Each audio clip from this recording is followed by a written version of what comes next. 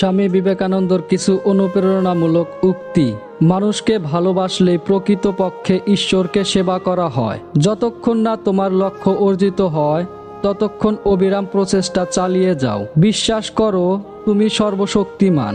তুমি তোমার নিজের ক্ষমতার প্রতি বিশ্বাস রাখো। তুমি যা করতে চাইবে তাই করতে পারবে। জীবনে সাফল্য অর্জনের জন্য ঝুঁকি নেওয়া অপরিহার্য। তুমি যদি তোমার জীবনে ঝুঁকি না নাও তাহলে তুমি কিছুই অর্জন করতে পারবে না। জীবনের সবকিছুই ঝুঁকির উপর দাঁড়িয়ে আছে। তুমি যা ভাববে তাই হবে। তুমি যদি নিজেকে দুর্বল মনে করো তুমি দুর্বল হবে, আর যদি নিজেকে শক্তিশালী ভাবো তাহলে তুমি শক্তিশালী হবে। তোমার চিন্তাই তোমার জীবনের নিয়ামক। যদি নিজের প্রতি বিশ্বাস না থাকে তাহলে তোমার সফল হওয়া অসম্ভব। শক্তি হলো জীবন আর দুর্বলতা হলো মৃত্যু। জীবনের প্রতিটি ক্ষেত্রে শক্তি থাকা অপরিহার্য।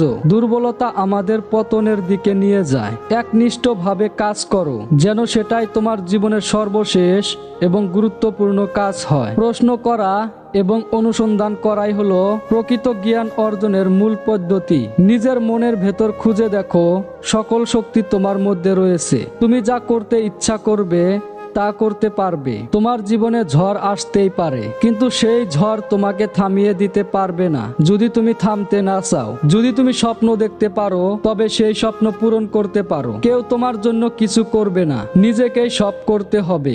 যতক্ষণ না তুমি নিজেকে ছোট মনে করো ততক্ষণ তুমি দুর্বল হয়ে থাকবে। সাফল্য কেবল অধ্যবসায়ের ফল, ত্যাগ ও আত্মবিশ্বাসের মাধ্যমে অর্জিত হয়। ভয়কে জয় করো, কারণ ভয়ই জীবনের সবচেয়ে বড় শত্রু। জীবনের লক্ষ্য পূরণ না হওয়া পর্যন্ত অক্লান্ত পরিশ্রম চালিয়ে যেতে হবে। নিজের কর্মের মাধ্যমেই নিজের ভাগ্য গড়ে তুলতে হয়। নিজেকে দুর্বল মনে করা আত্মবিশ্বাসের সবচেয়ে বড় শত্রু।